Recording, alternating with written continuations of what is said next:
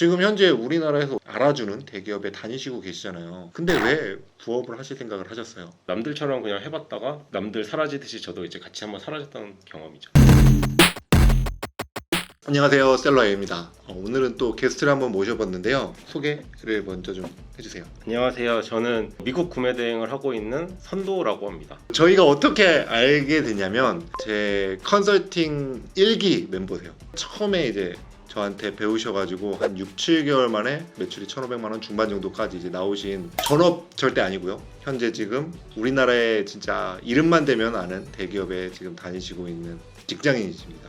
왜 미국 구매 대행을 택하셨어요? 제가 알기로는 뭐 그동안 유명했던 게 뭐 미국이나 유럽, 뭐 중국, 일본 뭐 이렇게 있는 걸로 알고 있는데, 뭐 중국 같은 경우는 이슈도 많다고 해가지고 제가 부업을 하면서 하는 게 좀 어렵다고 생각을 했고, 영어라는 것도 그렇고 미국이라는 게 사실 시장이 제일 크기 때문에 그래도 제가 부업을 하면서 접근하기에 가장 쉬운 거는 그래도 미국이 아닐까라는 생각을 했거든요. 그래가지고 좀 미국에 관심을 갖다가 또 강의가 있다고 해가지고 그 컨설팅을 신청하게 된 것 같아요. 제가 이제 처음에 컨설팅 만들고 레퍼런스가 없었잖아요. 그죠? 왜 셀러A에 컨설팅을 택하셨는지. 일단은 1기면 조금 더 신경을 많이 써서 후학을 양성해서 좋은 본보기가 만들어져야지 되니까 이제 또 조금 더 신경을 많이 써주지 않을까라는 생각에서 사실 신청을 하게 된 것 같아요. 대부분 이제 수강생들, 이제 대표님들 같은 경우에는 뭔가 하라고 그러면 잘 안 하시는 분들이 굉장히 많은데, 선도님 같은 경우에는 정말 제가 하라는 거 이상으로 좀 많이 해주셔가지고 사실 좀 놀랐던 적도 있었거든요. 이만큼까지 약간 이렇게까지 느끼셨던 분이 처음이고, 컨설팅 끝난 지 한 6개월이 됐는데도 아직까지도 이제 뭐 매출 얼마 나왔어요, 이렇게 진행할 때 이런 거 저런 거 많이 물어보세요. 최근에 또 저희 만났었잖아요. 그죠? 왜 만났죠 저희가? 이제 계속 같은 거를 하는 느낌을 많이 받아서 이제 뭔가 새로운 거를 조금 더 해봐야지 매출을 조금 더 올릴 수 있다고 생각을 했는데, 사실 방법이라는 거를 제가 잘 모르니까 다음 스텝을 어떻게 할지 의견을 구하고 싶어서 연락을 한번 드렸었죠. 대부분 이제 어느 정도 구매 대행을 진행하시다 보면 막히거든요. 좀 하는 일의 패턴도 비슷하고, 그래서 매출이 이 정도 나면 이제 좀 다른 걸로 진행을 해볼까 그러시는 경우가 굉장히 많아요. 어쩔 수 없는 현상인 거고. 그리고 새로운 거 하실 때마다 저한테 계속 물어보시잖아요. 사실 한 번도 가보지 않은 길이기 때문에 혼자서 결정한다는 거에 대한 리스크가 있는데, 먼저 경험을 해보셨으니까 그래도 물어보고 가면은 리스크가 좀 줄어드는 것 같아서 좀 의지를 많이 하고 있죠. 저는 개인적으로 뭐 수강생하고 강사의 관계로 만났지만 이런 식으로 계속 인연을 만들어가는 게 참 좋은 것 같아요. 그리고 처음에 이제 강의 시작하기 전에도 그 말씀 드렸잖아요. 저는 단순하게 미국 구매 대행만 알려드리고 싶은 생각은 없다. 나중에 그러니까 옴꿈사 내에 있는 플랫폼이나 이런 것들도 계속 커져가는 중에 여러분들이 힘이 되셨으면 좋겠다라고 말씀을 드리잖아요. 그런 부분에 대해서 참 진짜 부합하시는 분이라고 생각을 해요. 감사합니다. 그 칭찬만 드리는 것 같은데, 솔직히 막 중간중간에 좀 힘드신 적도 많으셨죠? 아우, 힘든 게 사실 더 많죠. 어떤 게 좀 힘드셨어요? 부업으로 하는 거기 때문에 남들만큼 이제 못하니까 전업으로 했으면 매출이 더 빨리 오를 것 같기도 한데, 이게 사실 절대적인 양 자체가 남들보다 적으니까 매출이나 이런 거에 대해서 사실 고민은 조금 많이 하고 있죠. 지금 현재 우리나라에서 알아주는 대기업에 다니시고 계시잖아요. 근데 왜 부업을 하실 생각을 하셨어요? 뭐 사실 부업 하시는 분들이 다 비슷할 것 같긴 한데, 저는 사실 처음부터 회사에 들어갔을 때 약간 그 회사에 있으면 미래라는 게 그려지잖아요. 아, 내 10년 뒤가 어떻게 되겠고 20년 뒤가 어떻게 되겠고, 이게 보면은 사실 내가 원하는 그 욕심에 비해서는 너무 소박한 거예요. 그래서 아, 나는 뭐 어떻게 돈을 불리거나 그렇게 해야겠다 해서 뭐 투자도 해보고 부업 같은 걸로 해서 좀 더 이제 돈을 많이 벌어보자, 다른 걸 알아봤던 것 같아요. 그럼 다른 건 뭐 하셨었어요? 최근에 이제 부동산 투자 같은 것도 좀 해봤고, 뭐 그거 말고 재테크 같은 거를 많이 했고, 그런 거 하다가 이제 다시 봤을 때 사회 초년생 때는 재테크로 돈을 많이 불리는 것보다는 결국엔 돈 자체를 많이 버는 게 조금 더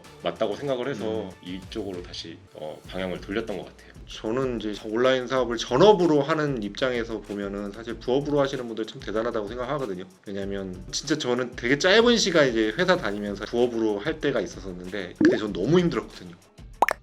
그러면 본인만의 좀 노하우가 생겼을까요? 시간 관리 같은 거를 뭐 얘기하자고 하면은, 사실 퇴근하고 바로 시작을 하면은 너무 피곤을 해서 잠깐 좀 자거든요. 근데 잔 다음에 한 8시 정도 되면 8시부터 한 1시나 2시까지 업무를 해야 가장 먼저 하는 게 CS 처리하고 배송 업무 뭐 이런 거 하고 그 다음에 업로드를 하고 평일에는 이런 루틴한 일을 되게 많이 하고요. 주말 같은 경우는 직장 출근하듯이 9 to 6로 해가지고 소싱이나 새로운 거를 인풋을 많이 시키려고 하거든요. 그런 식으로 해서 나름 시간을 루틴화 하려고 많이 노력을 하고 있어요.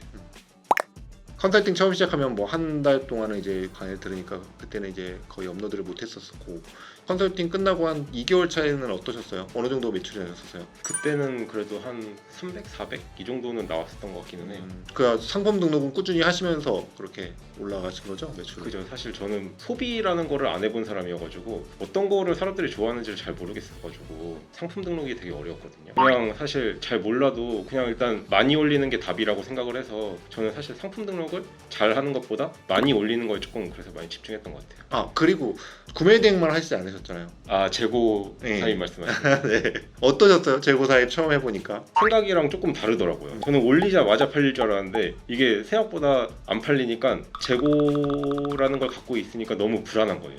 이걸 안 팔리면 어떡하지? 뭐 이거를 내가 계속 갖고 있기엔 너무 금액이 큰데? 이런 생각이 계속 들었는데 그래도 결국에는 조금씩 팔려가지고 다 소진하기는 했는데 이게 사실 재고라는 게 너무 나한테 무서운 거구나 라는 생각을 좀 그때 했었던 것 같아요. 그때 재고 사입의 기준이 다른 판매자들이 굉장히 잘 파네 하고 고르신 거잖아요. 그죠? 근데도 잘 안 나갔어요. 그러니까 왜 안 나갔을까요? 이게 조금 다른 건데, 남들이 잘 판다고 해가지고 꼭 나도 잘 판다라고 생각을 하시면 절대 안 되고요. 사실 선도님 같은 경우에는 작년 블랙 프라이데이쯤 해가지고 미국 구매 대행 운 좋게 그때 딱 시작을 하셨어요. 진짜 저렴한 가격에 재고 구매를 좀 하셔가지고 판매를 하셨을 땐 사실 좀 많이 남으셨죠. 그죠.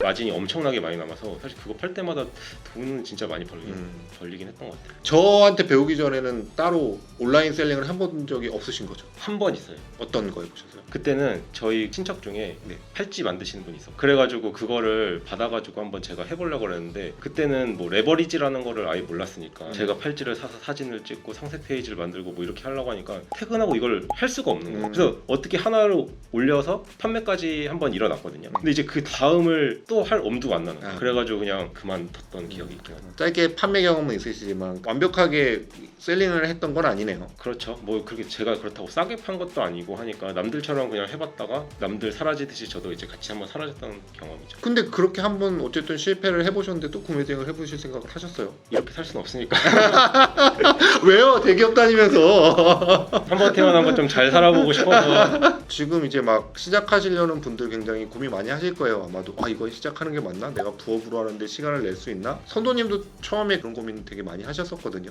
근데 이제 6개월, 7개월 지난 다음엔 어쨌든 매출도 어느 정도 나시고 그 다음 단계도 바라보고 계시고 어찌되었건 부업으로 그렇게 하시면서 플러스 알파의 금액을 계속 벌어가시고 계시니까 앞으로 좀 더 발전의 여지가 훨씬 더 많으실 것 같다라고 생각을 합니다. 그러면 이제 어느 정도 때부터 매출이 좀 나오시기 시작하셨어요? 저는 사실 다른 사람보다 좀 많이 늦었던 것 같은데 시작한 지 한 3개월, 4개월부터 조금씩 매출이 확실히 증가 폭이 좀 컸던 것 같기는 해요. 미국 구매 대행을 지금 진행하고 계시잖아요. 그러면은 본인이 생각하시기에 투잡으로 미국 구매 대행은 할만하신가요?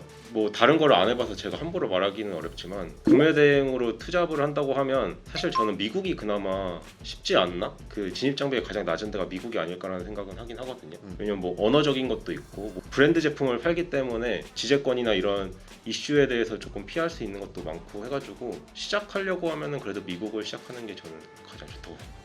구매 대행 중에서 그나마 리스크가 좀 적은 게 저도 미국 구매 대행이라고 생각을 하고, 부업의 개념으로 생각하신다면 구매 대행은 미국 구매 대행을 하시는 게 훨씬 더 좋을 거라고 생각을 하고, 자, 1부에서는 이제 여기까지 물어봤고 2부에서는 그러면 그 6개월 동안의 여정이 좀 어땠는지, 그 미국 구매 대행 뭐 CS는 어떤지 그런 거에 대해서 좀 얘기를 해보도록 하겠습니다. 이런 내용이 계속 듣고 싶으시다면 구독, 좋아요, 알림 설정까지 눌러주시면 2부에서도 좀 더 세분화된 미국 구매 대행을 좀 들으실 수 있으실 겁니다. 자, 그러면 안녕.